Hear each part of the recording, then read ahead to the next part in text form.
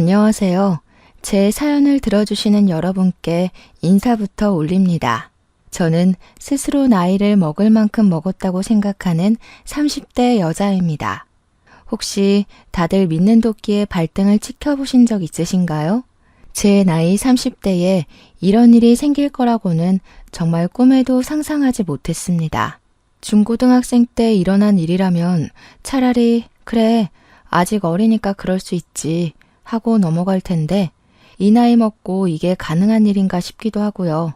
저는 미용 고등학교를 졸업하고 미용실에서 샴푸를 하는 일부터 시작해서 지금은 강남의 번듯한 숍 원장 자리까지 꽤 찬 사람입니다. 물론 규모가 큰 숍은 아니지만 직원을 3 정도 두고 있고요. 나이 30살에 개인 숍을 차릴 때까지 정말 한 푼 두 푼 아껴가며 고생 끝에 열게 되었습니다.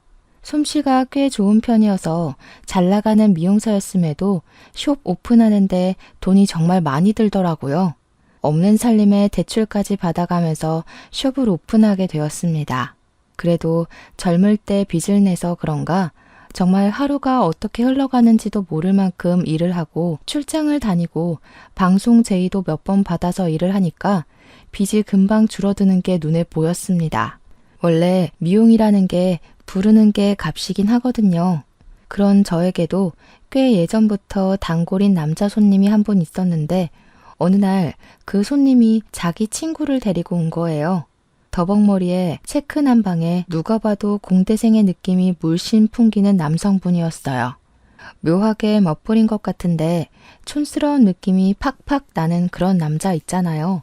저를 믿고 맡겨보겠다면서 단골 손님이 자기 친구를 제대로 사람처럼 꾸며달라고 신신당부를 했기에 평소보다 더 열심히 머리를 만져드렸습니다.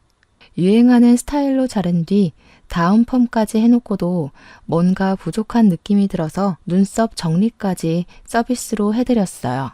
햇빛이라는 걸 거의 본 적이 없는 사람인지 얼굴에 잡티 하나 없는 게 머리만 손질하고 눈썹만 다듬었을 뿐인데 사람이 달라 보이더라고요.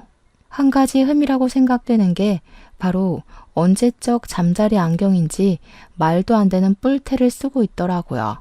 그래서 넌지시 눈이 많이 나쁘신 거면 렌즈를 껴보시는 게 어떨까요? 하고 권유를 했습니다. 한번 도전해보겠다고 하시면서 계산을 하고 돌아가셨는데 한 달 뒤에 정말 멀끔한 훈남이 저를 찾아와서 머리를 하고 싶다고 하더라고요. 처음에는 못 알아보고 바로 해드리겠다고 했는데 자세히 보니까 단골 손님 소개로 왔던 그 친구분인 거예요. 뿔테 안경을 버리고 렌즈를 끼니까 정말 사람이 달라 보이더군요. 저를 향해 어떠냐고 물어보는데 새삼 너무 잘생겨 보이더라고요. 그래서 너무 멋있어지셨다고 진담을 섞어서 이야기를 했죠.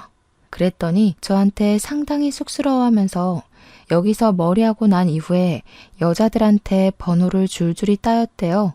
자기 인생에 먼저 헌팅을 당해서 번호를 따인 적이 처음이었다면서 이야기를 하더라고요.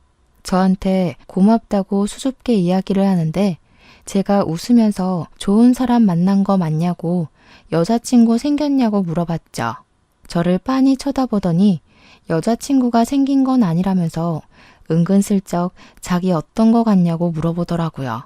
그러면서 괜찮아 보이면 번호 좀 줄 수 있냐고 자기가 먼저 여자 번호 물어보는 건 처음이라고 했어요.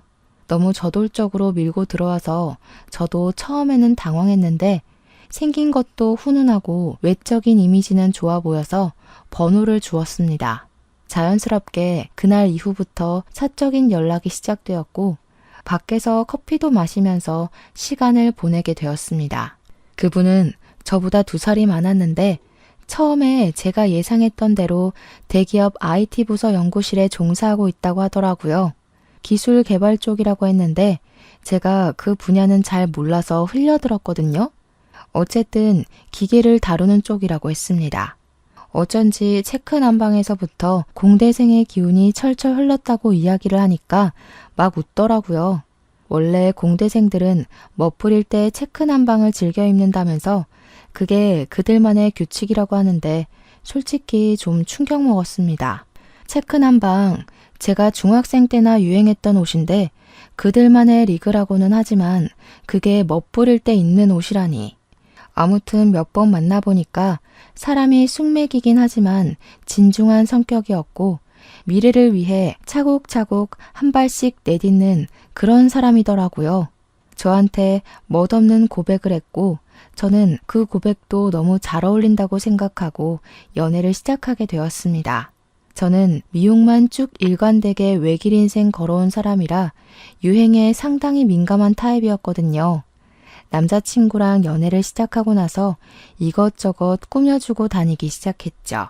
저는 아무래도 외적인 걸 상당히 신경 쓰는 타입인데 남자친구는 그런 부분에 완전히 무지한 초짜였어요.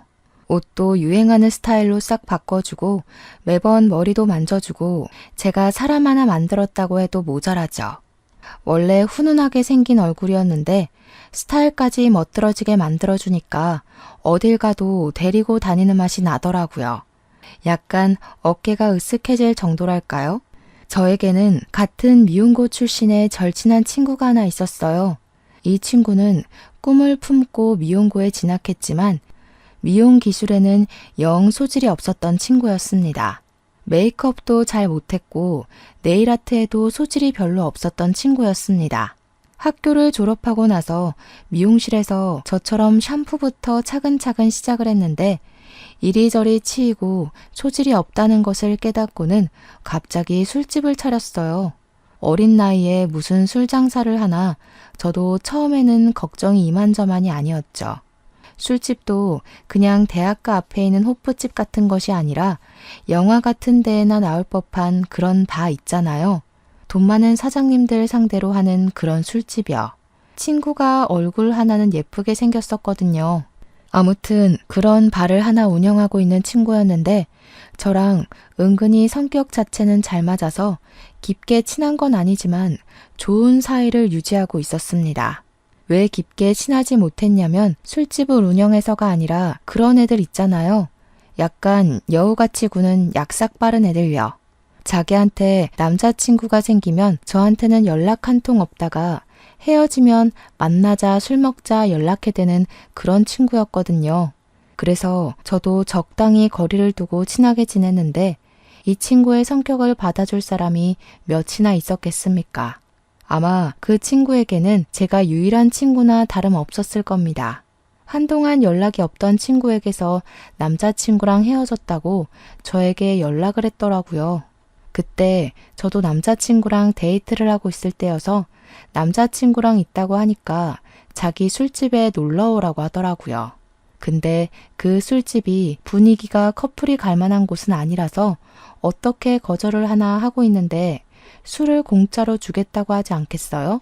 비싼 술만 취급하는 곳에서 공짜로 술을 준다고 하니까 저랑 남자친구는 거절하지 않고 갔죠.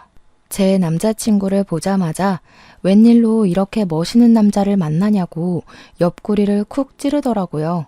그동안 제가 남자 보는 눈이 별로 없어서 항상 쭉정이 같은 놈들만 만나왔었거든요. 친구가 이런 남자만 골라 만나기도 힘들겠다고 몇 번이나 저한테 잔소리를 했었고요. 저의 잘생긴 남자친구가 의외인 건지 궁금한 게 많더라고요. 어디서 만나게 된 거냐, 직업은 뭐냐, 연봉은 높냐 하면서 마치 부모님이나 물어볼 법한 질문들을 하는 겁니다. 제가 다 민망해서 그만하라고 이야기를 했는데 친구가 저한테 가만히 있으라고 하더라고요. 얘가 항상 오징어 같은 놈들만 만나서 제가 걱정이 돼서 그래요. 암만 그래도 고등학교 시절부터 친하게 지낸 친구인데 이런 질문은 할 수 있지 않아요? 야, 내가 언제 오징어 같은 놈들만 만났다고 그래. 내가 어련히 알아서 잘 만났으려고. 너 말 진짜 이상하게 한다. 제가 정색하고 이야기를 하니까 그제야 친구가 농담이지 농담 하더니 술 잘 먹고 데이트 잘 하다가 가라고 하더라고요. 어디 가게? 하니까 안쪽 테이블에 옆에서 클럽 운영하는 사장님이 놀러 오기로 했다고 그 자리에 가봐야 한다고 했어요. 나이를 먹어도 정말 한결같이 사는구나 싶어서 알겠다고 했죠.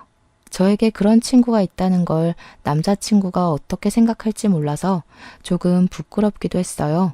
솔직히 그렇잖아요. 여자친구의 친한 친구가 술집을 운영하고 남자라면 사족을 못 쓰는 것처럼 행동한다고 하면 좀 수치스럽지 않겠어요? 그런데 제 남자친구가 순둥이인 건지 아니면 별 생각이 없는 건지 술집을 한번 쓱 둘러보더니 그러더라고요. 이런데 처음 와본다고 자기 친구들 중에는 별 사람이 다 있구나 하는데 그게 정말 신기해서 하는 말 같았습니다. 술집 하는 친구 있다고 편견을 가지면 어떻게 하나 싶었는데 신기하다는 식으로만 이야기하니까 한시름 마음이 놓이더라고요. 그만큼 제가 남자친구를 사랑하니까 잘 보이고 싶은 마음에서 우러나는 마음이었어요.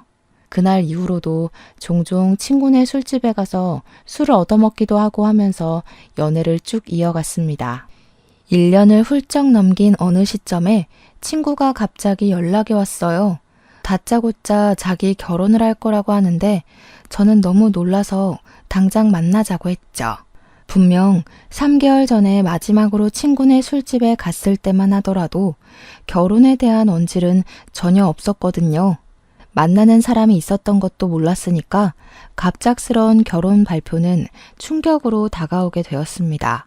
누구랑 갑자기 결혼을 하냐고 물어보니까 마치 비밀이라도 말하는 듯 저에게 속삭였습니다.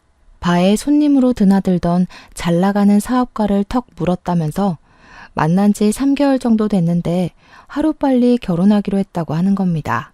제가 마지막으로 바에 방문했던 시점쯤 남자친구가 생겼고 그래서 한동안 저한테 술집에 놀러 오라는 연락이 없었던 것이었죠. 저는 3개월 만에 속전속결로 결혼을 한다는 친구가 걱정이 되었고 너무 적게 만나고 결혼하는 거 아니냐고 조금 나무랐어요. 저만 해도 1년을 넘게 연애를 하고 있는데 어떻게 3개월 사람을 겪어보고 결혼까지 한단 말이냐고요. 그러니 저한테 바보같이 굴지 말라고 하면서 돈 많은 냄새가 나면 바로 물어서 결혼을 해야 하는 거라고 하더라고요. 지금 제 남자친구가 직장인이라는 걸 콕 집어 이야기를 하면서 그럴 때는 이 사람 저 사람 눈 돌려가면서 다 재보고 결혼해야 한다고요. 저한테 무슨 바람이라도 피라는 소리인 건지 제 남자친구가 직장인이란 걸 깔보는 듯한 느낌으로 이야기를 해서 기분이 팍 나빠졌죠. 저도 은근히 지고 싶지 않아서 그래서 너 예비 신랑은 뭐 엄청난 부자냐고 물어봤어요. 그러니까 그때부터 자랑질을 해대는데 집도 청담동에 주상복합 살고 돈도 엄청 쓸어 담는 사업가라고 침 튀기면서 이야기를 하더라고요. 자고로 남자는 사업하는 사람을 만나야 된다면서 기복이 있긴 하지만 최소 벌어오는 돈이 월에 1,000만 원이라고 하더라고요. 자기가 아무리 강남 한복판에서 술을 팔아봐야 일하는 아가씨들 월급 주고 월세 내면 남는 돈이 별로 없다고 팁이나 좀 챙기면 모를까 하더라고요. 언제부터 이렇게 속물근성이 뼛속까지 스며든 건지 진짜 결혼하고 나면 인연을 끊어내야지 싶었습니다. 친구의 말대로 남편이 사업가로 돈을 좀 벌고 있는 건지 초호화 웨딩을 올리긴 하더라고요. 국내에서 제일 비싸다는 호텔 결혼식을 올렸고 드레스도 반짝반짝 난리가 나서 물어보니까 해외에서 수입한 드레스라고 자랑을 하대요. 이 드레스를 공수하려고 홍콩에 있는 드레스숍에서 빌려온 거라고 결혼식 당일까지도 자랑을 했어요. 그렇게 돈 처바른 결혼식 치고 온 손님의 3분의 1이 술집에 드나들었던 사람이라는 게 아이러니했지만 행복해하니까 됐죠 뭐. 신혼여행도 평범한 곳은 싫다며 엄청 멀리 있는 프라이빗 풀빌라에 간다고 자랑을 저한테 평생 살면서 그런데 한 번은 가보겠냐며 결혼은 신중하게 생각하라는데 고작 3개월 만에 결혼해놓고 신중을 누구한테 할 말인지 아니나 다를까 친구는 결혼을 한 뒤 저에게 연락을 뚝 끊었습니다. 신혼생활 행복하게 하나 보다 했지만 배알이 뒤틀리는 건 또 다른 문제더라고요. 저랑 남자친구는 만난 지 2년이 가까워오는 순간에 결혼을 약속하게 되었습니다. 둘 다 돈을 뭐 엄청나게 버는 수준은 아니었지만 또래보다야 넉넉하게 벌었기에 결혼을 준비하면서 서로의 재정 상태를 오픈했어요. 저는 일단 미용실을 오픈한 지 4년 차가 되었지만 대출금은 아직 남아있는 상태였고 남자친구는 모아둔 돈이 8천만 원 정도가 된다고 하더라고요. 시부모님의 도움과 남자친구의 직장인 대출로 신혼집을 구하기로 했고 혼수 정도는 제가 번 돈과 부모님의 도움으로 마련하기로 했습니다. 평범한 다른 사람들과 다름없는 결혼식 준비였습니다. 스드메는 간략하게 웨딩 플래너를 끼고 준비하기로 했고 식장은 웨딩홀을 잡았고요. 제가 결혼한다는 소식을 친구에게 전하자 그때부터 걔가 이것저것 시시콜콜 따지고 들면서 준비하는 데 참견을 하더라고요. 그렇게 가성비 좋게 돈 생각하면서 결혼식 해봐야 추억이 쌓이겠냐고 한방 크게 터트려야 하는 거 아니냐고요. 결혼식은 호화롭게 할수록 남들이 부러워하는 거라고 웨딩홀이 뭐냐 적어도 호텔에서는 해야지 하는데 짜증이 났죠. 우리가 좋아서 하겠다는데 왜 자꾸 참견이냐고 우리가 알아서 잘할 테니까 너는 네 남편이나 잘 챙기라고 했습니다. 그랬더니 친구가 저한테 구질구질하게 직장 다니는 남자 만나서 가성비 결혼한다고 선을 딱 넘더라고요. 이래서 돈 많은 사업가를 만나야 팔자가 펴지는 거라고 자긴 지금 너무 행복하다고 하더라고요. 혜정아, 너 기억 안 나? 돈 많은 사업가가 최고라고 하더니 결혼하고 나서 맨날 돈에 허덕이는 거 아니야? 언제더라? 결혼하고 나서 나한테 돈 빌려달라고 했잖아. 돈도 많은 남편이 생활비는 적게 주나 보지?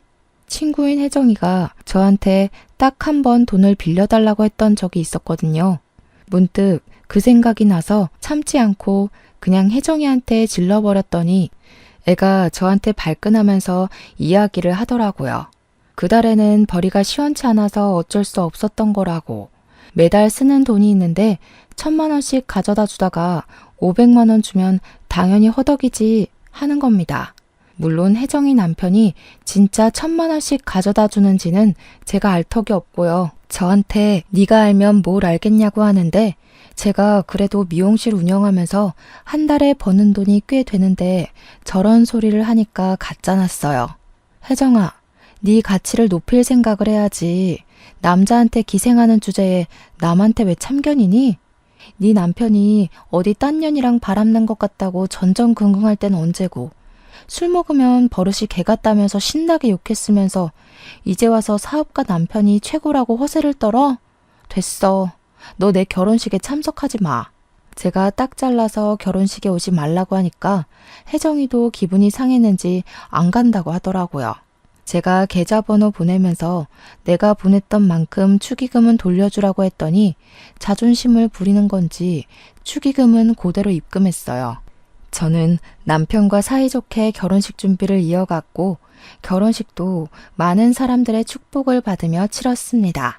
신혼여행도 평소 가보고 싶었던 동남아 국가로 다녀왔고요.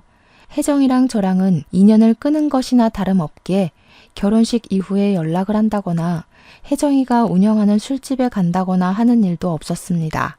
남편은 결혼 이후 마음의 안정이 찾아온 것 같다며 더욱더 열심히 직장 생활에 임하기 시작했고 저도 미용실 운영을 하며 빠르게 빚을 갚고 있었죠. 둘이 벌어서 대출금 갚으니까 같은 돈이 나가도 뭔가 더 빠르게 갚아나가는 듯한 기분이 들었습니다.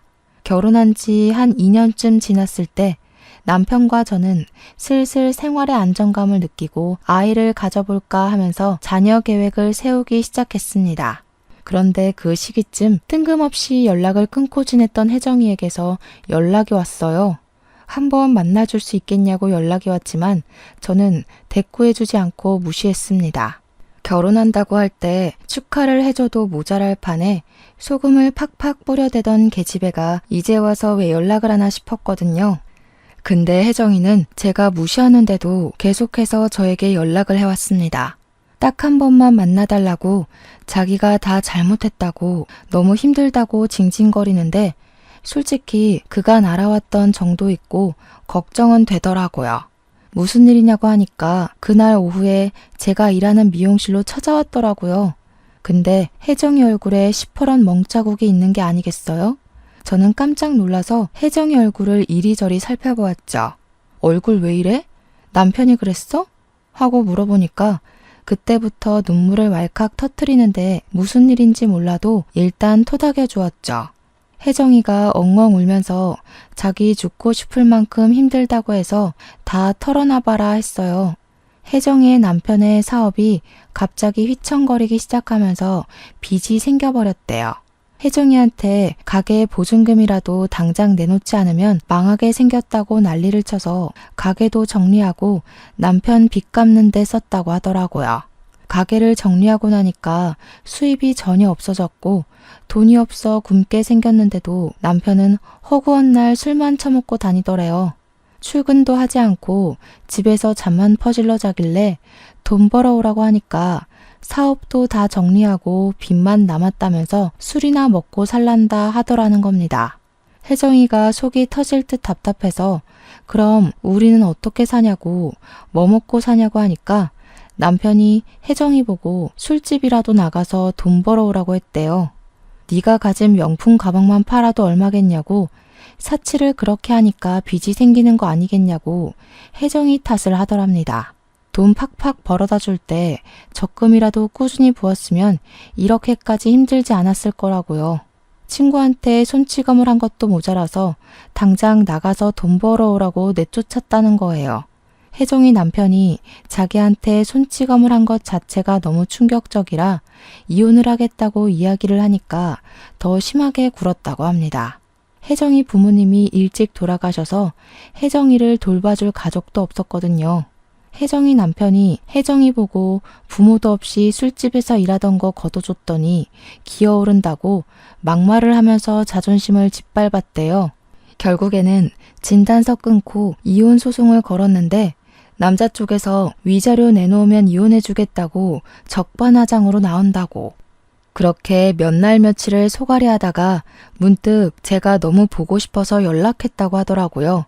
저는 혜정이한테 지금 어디서 지내고 있는 거냐고, 설마 그 집에서 남편이랑 같이 지내는 거냐고 물어봤죠. 혜정이가 고개를 절레절레 졌더니 갈 곳이 없어서 모텔방을 전전긍긍하면서 지내고 있었다고. 근데 돈이 다 떨어져서 이제 갈 곳이 없다는 겁니다. 그 말까지 들었는데 제가 어떻게 모른 척을 할 수 있겠어요? 남편에게 대충 이야기를 하고 집에 데려왔죠. 남편이 불편한 기색을 내비치긴 했지만 성품 자체가 모질지 못해서 그런 건지 며칠만 지내게 해주자고 하더군요. 저희가 쓰지 않는 작은 방이 있어서 나중에 아이 생기면 주려고 한 방이거든요. 그 방을 치워서 혜정이에게 쓰라고 했더니 고맙다면서 몇 번이고 고개 숙여서 인사를 하더라고요. 자존심 하나는 하늘을 찌르던 계집애가 저렇게 풀이 확 죽어서 나타나니 마음이 쓰이긴 하더라고요. 다음 날 날이 밝자마자 이혼 전문 변호사를 만나러 나간 애가 저녁에 술에 취해서 들어왔더라고요. 어디서 이렇게 술을 먹고 들어온 거냐고 하니까 혜정이가 딱 한 잔만 더 마셔주면 안 되냐고 하대요. 속이 상해도 엄청 상했나 보다 싶어서 한 잔만 같이 하자고 남편은 먼저 자러 들어가고 저는 혜정이랑 술을 마셔주었습니다. 전 남편이랑 이혼 소송 중인데 전 남편이 배임 및 횡령으로 구속수감이 되었다는 거예요. 이혼 자체는 쉽게 될 것 같다면서 한숨을 푹푹 쉬며 이야기를 하다가 자기 신세가 처량하게 느껴진 건지 또 막 울더라고요. 그런 혜정이를 다독여주다가 저도 술이 많이 취한 건지 깜빡 거실에서 잠이 들고 말았어요. 근데 갑자기 남편이 뭐야? 하면서 소리를 지르더라고요. 그 소리에 놀래서 잠에서 깼죠. 안방으로 가니까 남편이 어이가 없다는 듯이 침대 옆자리를 보고 있는데 혜정이가 떡하니 누워있는 게 아니겠어요? 이게 무슨 상황이지 싶어서 눈만 멀뚱멀뚱 뜨는데 남편이 혜정이를 막 흔들어 깨우면서 자는 척하지 말고 일어나라고 소리를 쳤어요. 그러니까 괜히 눈도 못 뜨는 척하면서 일어나더니 저를 보고 미안하다고 하더라고요. 내가 평소에 침대 생활을 오래 해서 여기가 우리 집인 줄 알고 착각해서 침대에 기어 들어왔나 봐. 작은 방에는 침대가 없었거든요. 술 취해서 헷갈렸다고 미안하다고 이야기를 하는데 찜찜했지만 어쩌겠어요. 혜정이도 저도 이미 만취한 상태였기 때문에 작은 방으로 가라고 쫓아내고는 남편 옆에 누웠죠. 자려고 하는데 남편이 계속 뒤척이면서 아이씨 하는 거예요. 평소에 욕을 입에 전혀 담지 않는 사람이라 무슨 일인가 싶어서 왜 그러냐고 물어보니까 남편이 짜증을 확 내면서 말했어요. 아니, 혜정 씨가 야무전히 누워서 잠만 자는 게 아니라 나를 자꾸 건드리잖아. 내가 그것 때문에 놀래서 소리 지른 거라니까. 아, 찝찝해 진짜. 그러면서 언제까지 혜정이를 우리 집에 데리고 있어야 하는 거냐고 기분 나쁘다고 하더라고요. 그 이야기를 듣는데 진짜 소름이 쫙 돋는 거예요. 술 먹는 내내 저한테 혜정이가 넌 좋겠다. 직장인은 월급 밀릴 걱정 없잖아. 나도 직장인 만나서 결혼할걸. 내가 왜 사업가랑 결혼했지? 직장인 만나서 결혼했으면 이럴 일도 없었을 텐데. 남의 돈 받으면서 사는 게 제일 편한 건데 했거든요. 그때까지만 해도 저는 웃으면서 직장인 그렇게 무시하면서 사업가가 최고라더니 하면서 약 올리기만 했었고요. 혜정이는 사업가가 최고인 줄 알았는데 제가 잘 사는 거 보니까 자기 생각이 잘못된 것 같다고 이야기했고요. 그런 말을 나눈 다음 제 침대에 누워서 남편을 더듬었다고 하니까 엄청나게 찝찝한 거죠. 다음날 혜정이가 저한테 눈 뜨자마자 다시 한번 사과를 하는데 그래도 불편한 건 어쩔 수 없더라고요. 남편도 출근하는데 혜정이랑은 눈도 마주치지 않으려고 하길래 저는 혜정이한테 솔직하게 이야기를 했어요. 다 필요 없고 오늘 같은 실수가 2번 생기지 말라는 보장도 없지 않겠냐고요. 통장으로 30만 원 보내놓을 테니까 모텔에 가든 찜질방에 가든 일단 나가달라고 했죠. 혜정이도 자기 실수를 인정하면서 알겠다고 하더라고요. 고분고분하게 말을 들으니까 저도 더 심한 소리 덧붙이지 않았어요. 그 길로 집을 나간 혜정이는 결국 술집을 운영할 때 알았던 다른 술집을 운영하는 사장님 밑에 들어가서 일을 시작하게 됐다고 했습니다. 그 사장님의 도움으로 원룸도 하나 얻을 수 있게 돼서 잠자리는 해결되었다고 했어요. 그래도 술판만큼 실적대로 돈을 받아서 생활한다고 하니 다행이라고 했습니다. 그렇게 또 몇 개월이라는 시간이 흐르게 되었습니다. 남편이랑 흐지부지 되었던 아이를 갖자는 이야기를 다시 한번 꺼냈어요. 우리도 더 이상 미루면 안 될 것 같다고 이야기를 꺼냈는데 남편이 뜨뜨미시근하게 반응을 하더라고요. 저는 남편의 반응이 이해가 되지 않아서 왜 그러냐고 양가에서도 아이를 기다리고 있는 것 같다. 싫으면 싫다고 말을 해달라고 했습니다. 아이 계획이라는 게 저 혼자만 세워서 될 문제는 아니었으니까요. 그러니 남편이 하는 말이 자기 머리에 원형 탈모가 생긴 걸 혹시 알고 있냐고 묻더라고요. 원형 탈모가 생긴 건 꿈에도 몰랐기에 왜 생겼냐고 언제부터 있었냐고 물어보니까 직장에서 받는 스트레스가 너무 심해서 생겼다고 하더라고요. 원래 같이 일하던 부장님이 퇴사를 하시고 새로운 사람이 들어왔는데 실적에 대한 압박이며 업무량이 몇 배나 늘었다고 너무 힘들다고 하더군요. 그러더니 저에게 넌지시 회사를 그만두고 싶다고 이야기를 하는 겁니다. 우리가 30대 초반만 됐어도 새로운 일을 찾아보자 하겠는데 나이 38살에 일을 그만두면 어떻게 하나 막막한 거죠. 물론 제가 미용실을 운영하면서 한 달에 400만 원 내외로 벌고 있으니까 당장 둘이 생활하기에는 부족함이 없긴 했죠. 그래도 남편이 꼬박꼬박 벌어오던 월급이 있었는데 그게 사라지면 우리 생활비가 반토막이 나는 거나 다름없는 일이잖아요. 대출도 거의 갚았지만 조금 남았고 아이까지 생기면 나가야 할 돈이 한두 푼이 아닌데 돈 걱정이 먼저 되는 건 어쩔 수 없더라고요. 미안하지만 남편에게 직장을 그만두는 것은 반대하고 싶다. 지금 와서 어디에 새롭게 취직을 하겠냐고 했어요. 다른 회사라고 다를 바 없을 거라고 이야기를 하니까 남편이 몰라서 그러는 게 아니라고 자기가 하고 싶은 게 있대요. 뭘 하고 싶냐고 하니 자기 가게를 차리고 싶다고 하더라고요.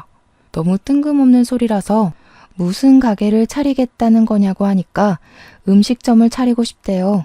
음식점은 뭐 아무나 하는 건가요? 절대 반대라고 말렸죠. 남편이 특색 있는 요리를 할 줄 아는 것도 아니고 전문성이 있는 것도 아니었어요. 남편을 설득하기 위해 저도 조금 큰 소리를 낼 수밖에 없었습니다. 막말로 당신이 자격증이 있냐, 뭐가 있냐, 아무거나 팔면 장땡이라고 생각하는 거냐, 그런 식으로 하면 돈만 날리는 거라고 했습니다. 집에서 요리 한 번을 한 적이 없고 설거지 한 번 도와준 적 없으면서 무슨 음식점 장사를 하겠다고 하냐고 양심 좀 챙기라고 했죠. 그러니까 남편이 하는 말이 비싼 안주랑 와인 한잔 할 수 있는 소규모 모임용 라운지바 같은 걸 운영하고 싶다고 하대요. 어차피 안주에 심혈을 기울일 필요도 없고 주류 종류만 잘 갖다 놔도 장사는 잘 될 거라면서요. 회사 생활하면서 그런 곳을 한번 가봤는데 너무너무 좋고 조용하고 스트레스도 받지 않을 것 같다고 하더군요. 저는 술집이라면 혜정이부터 떠올랐기에 절대 안 된다고 술집은 반대라고 했습니다. 결국 그날 의견 차이가 좁혀지지 않아서 싸움만 내리하고 저는 미용실에 출근을 했는데 혜정이가 머리를 한다고 찾아왔더라고요. 새로 옮긴 가게에서 돈을 좀 버는 건지 어느 날부터 다시 본인을 꾸미고 다니기 시작했어요. 제가 머리를 만지는 내내 한숨을 푹푹 쉬니까 혜정이가 무슨 일 있냐고 물어보더라고요. 그래서 솔직하게 다 말을 해줬습니다. 남편이 직장을 그만두고 무슨 라운지바 같은 걸 차리고 싶어 한다고요. 혜정이가 이야기를 듣더니 아이디어가 너무 좋다면서 그런 곳이 장사가 잘 된다고 술집이 얼마나 남는 장사인 줄 아냐고 하더라고요. 제 남편에게 팁을 좀 주고 싶으니까 한번 자리를 마련하라고 하는데 제가 딱 잘라서 거절했죠. 직장을 그만두게 할 마음도 없고 그런 사업을 시킬 마음도 없다고 괜한 헛바람 넣지 말라고 했어요. 근데 이 망할 계집애가 꾸역꾸역 집까지 찾아온 거예요.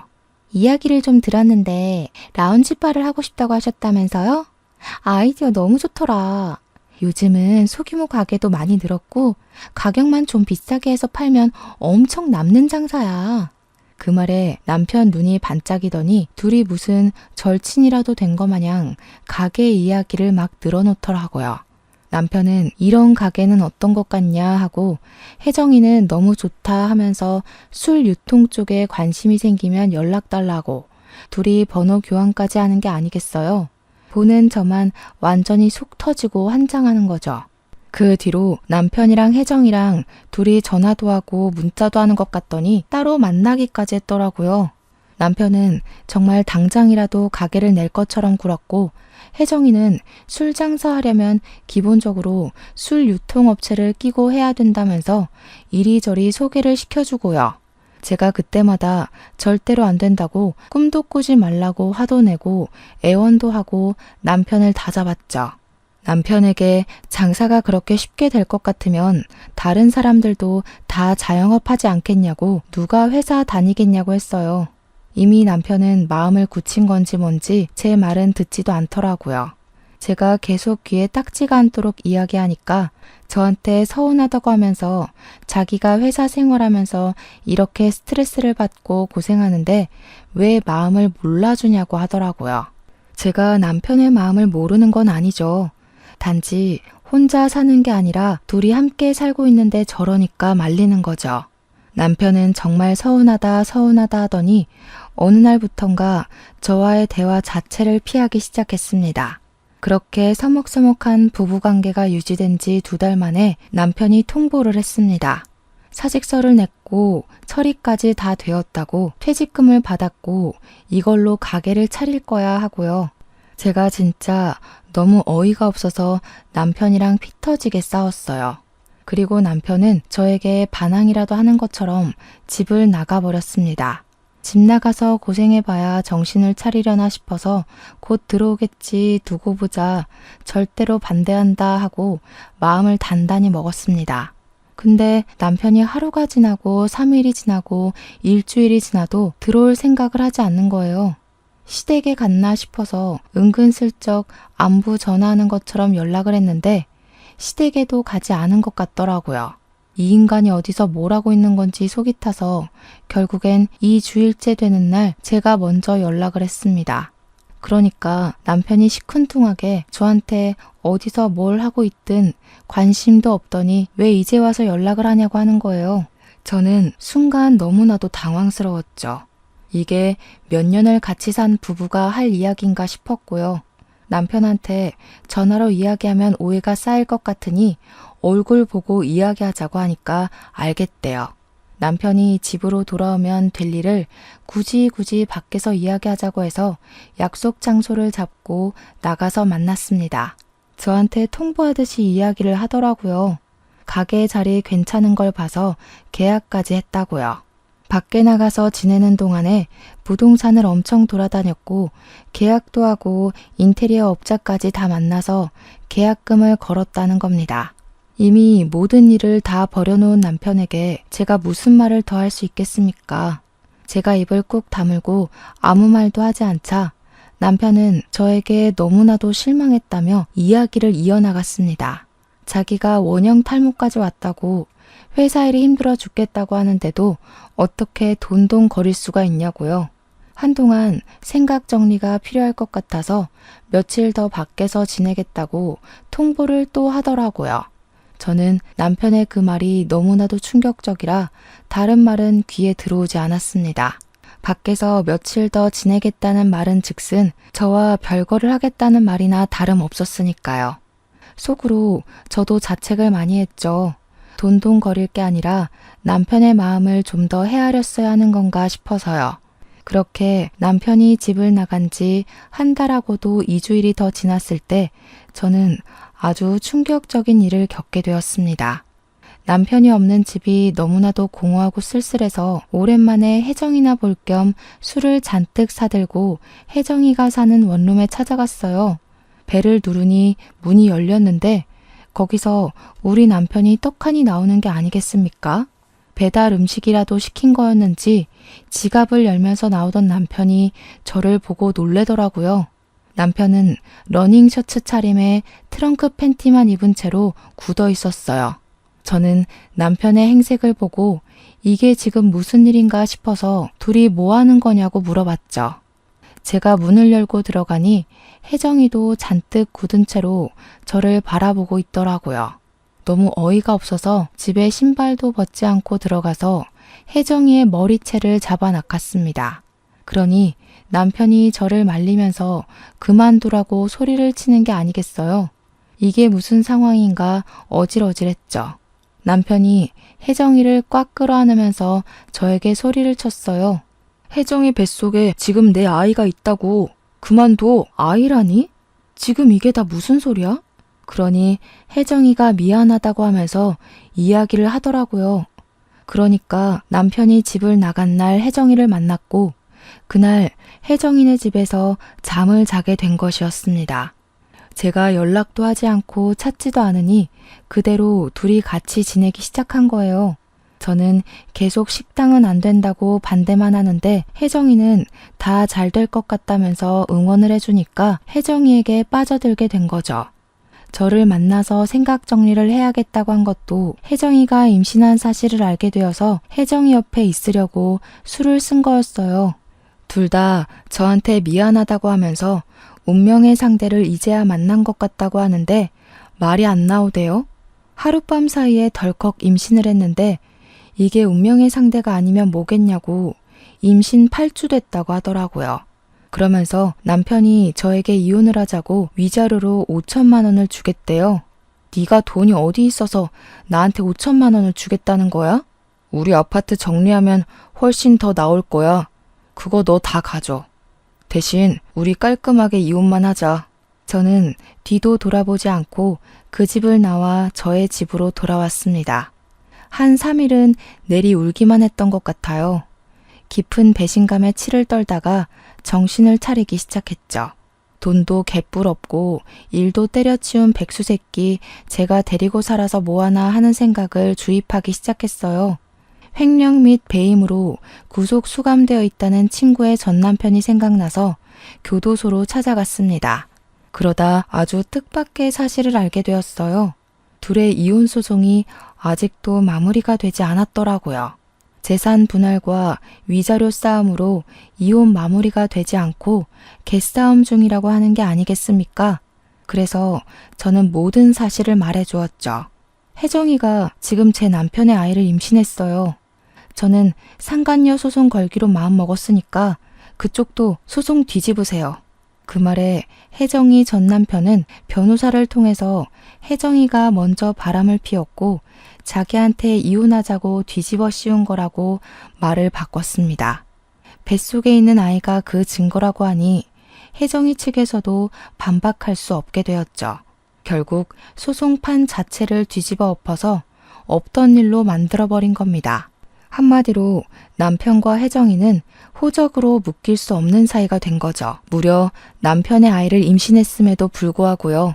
저는 차근차근 주변 정리를 시작했습니다. 집은 처음 살 때보다 시세가 올라서 집을 팔아 대출금을 모조리 갚고 남은 돈은 남편의 바람대로 제가 다 가졌습니다. 미용실 근처에 투룸을 얻은 뒤 상간녀 소송을 걸어버렸죠. 혜정이는 저에게 3천만 원을 배상하라는 결과를 받게 되었고요. 시댁에서는 모든 사실을 알게 된 후 저에게 미안하다고 몇 번이나 사죄의 전화를 거셨어요. 앞으로 아들 새끼는 없는 셈 치고 살 거라면서 이혼하고 새 출발하는데 보태라며 2천만 원이나 제 계좌로 보내주셨습니다. 제가 뭐 거절할 이유가 있을까요? 감사합니다 하고 받았죠. 저는 남편하고 이혼을 했는데 혜정이는 이혼도 못했다고 하더라고요. 혜정이 남편이 감옥에서 자기 빚 갚게 2억을 해주면 그땐 이혼을 해주겠다고 했대요. 유책 배우자로 찍힌 혜정이는 점점 배는 불러오는데 이혼 소송도 못하고 이혼 자체에 희망이 없으니 난리가 났고요.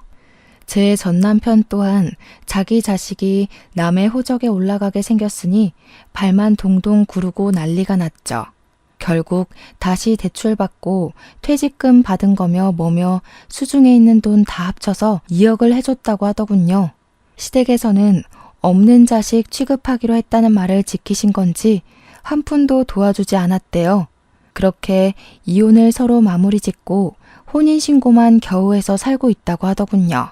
전 남편은 직장 때려치우고 백수의 빈털털이지 가게 내려고 계약금은 죄다 걸었는데 2억 주느라 돈 써서 무산됐지. 친구는 임신까지 한 마당에 술집에서 일을 할 수 없으니까 둘 다 손가락만 쪽쪽 빨고 있다대요. 전 남편은 재취업하려는데 받아주는 곳은 중소기업 뿐이고 월급은 250만 원이고요.